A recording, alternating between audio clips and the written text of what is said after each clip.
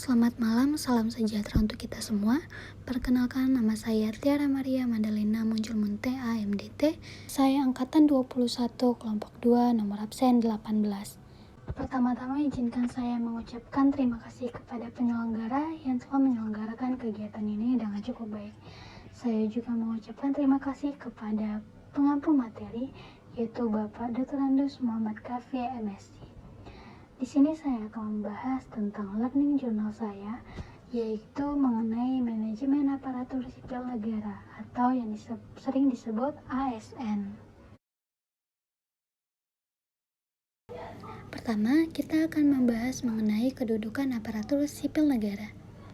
Dalam Undang-Undang Nomor 5 Tahun 2014 tentang ASN, dikatakan bahwa ASN baik pegawai negeri sipil ataupun pegawai pemerintah dengan perjanjian kerja diarahkan untuk menghasilkan pegawai ASN yang profesional, memiliki nilai dasar, etika profesi, bebas dari intervensi politik, bersih dari praktik korupsi, kolusi, dan nepotisme. ASN terbagi dari dua. Yang pertama yaitu PNS, pegawai negeri sipil, dan P3K atau pegawai pemerintah dengan perjanjian kerja. Baik PNS maupun P3K dalam melaksanakan menindaklanjuti kebijakan-kebijakan yang dibuat oleh pemerintah memiliki kedudukan yang sama. Perbedaannya ialah pegawai negeri sipil diangkat sebagai pegawai ASN secara tetap oleh pejabat pembina kepegawaian, sedangkan P3K diangkat berdasarkan perjanjian kerja untuk jangka waktu tertentu dalam rangka melaksanakan tugas pemerintahan. Selanjutnya kita akan membahas mengenai kedudukan ASN. Yang pertama, pelaksana kebijakan, di mana dalam pelaksana kebijakan, ASN berfungsi, bertugas, dan berperan untuk melaksanakan kebijakan yang dibuat oleh pejabat pembina kepegawaian sesuai dengan ketentuan peraturan perundang-undangan. Skenario ASN yang paling penting sebagai pelaksana kebijakan, yang pertama, aspek perencanaan, yang kedua, anggaran keuangan, yang ketiga, barang dan jasa, dan yang keempat, manajemen kepegawaian.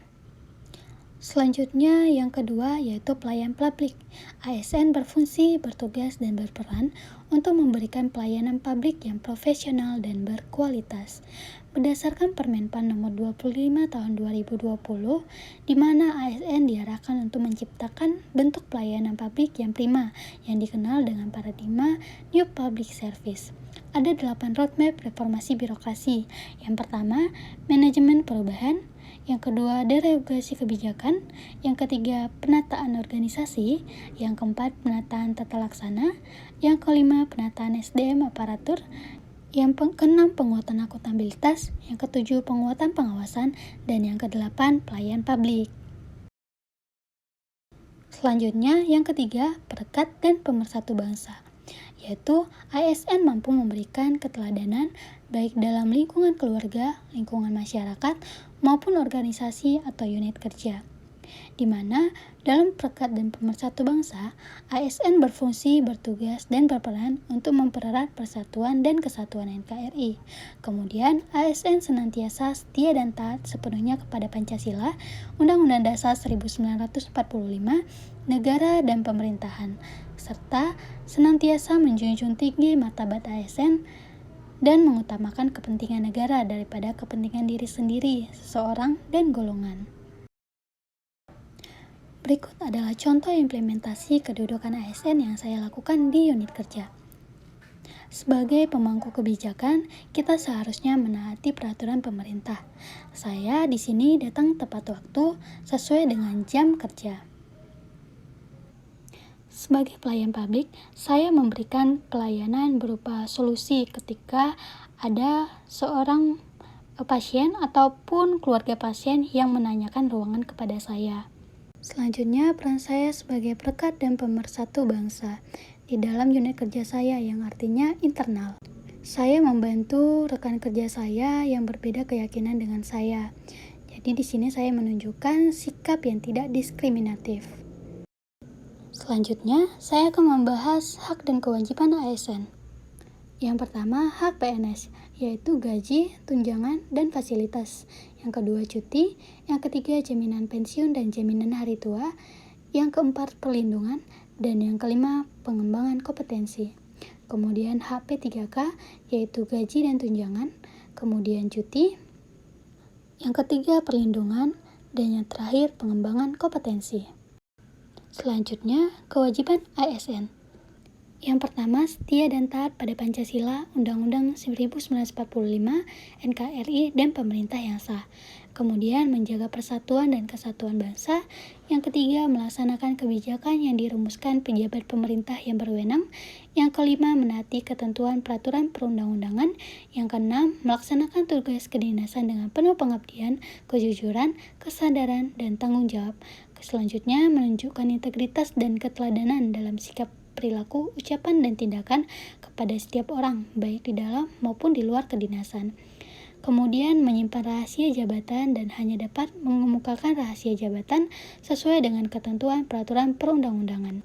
Dan yang terakhir, bersedia ditempatkan di seluruh wilayah negara Kesatuan Republik Indonesia. Selanjutnya, materi merit system. Apa itu merit system?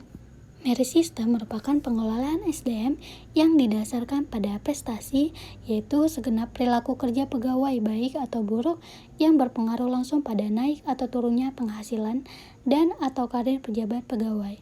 Kemudian, fokus utama merit system adalah dalam rangka perbaikan atau peningkatan prestasi kerja. Pelaksanaan sistem merit dalam beberapa komponen pengelola ASN. Yang pertama, penyusun dan penata kebutuhan. Yang kedua, penilaian kinerja. Yang ketiga, pengembangan kompetensi, promosi, mutasi, dan penghargaan. Selanjutnya, manajemen pengelolaan pegawai negeri sipil. Terdapat dua pejabat. Yang pertama terkait langsung terhadap pembinaan manajemen kepegawaian, yang berwenang: 1. Mengangkat, 2. Memindahkan, ketiga memberhentikan. Selanjutnya, pejabat yang berwenang berdasarkan pendelegasian wewenang yang diberikan oleh pejabat pembinaan pegawaian. Selanjutnya, pengembangan karir ASN. Cara perpindahan ASN ada dua, yaitu 1. Perpindahan secara horizontal, contohnya dari satu dinas ke dinas lain, atau dari satu kabupaten ke kabupaten lainnya. Yang kedua, perpindahan secara vertikal, contohnya dari kabupaten ke provinsi, ataupun dari Kementerian Dalam Negeri ke Kementerian Luar Negeri. Baik, demikian learning journal yang dapat saya sampaikan. Terima kasih dan selamat malam.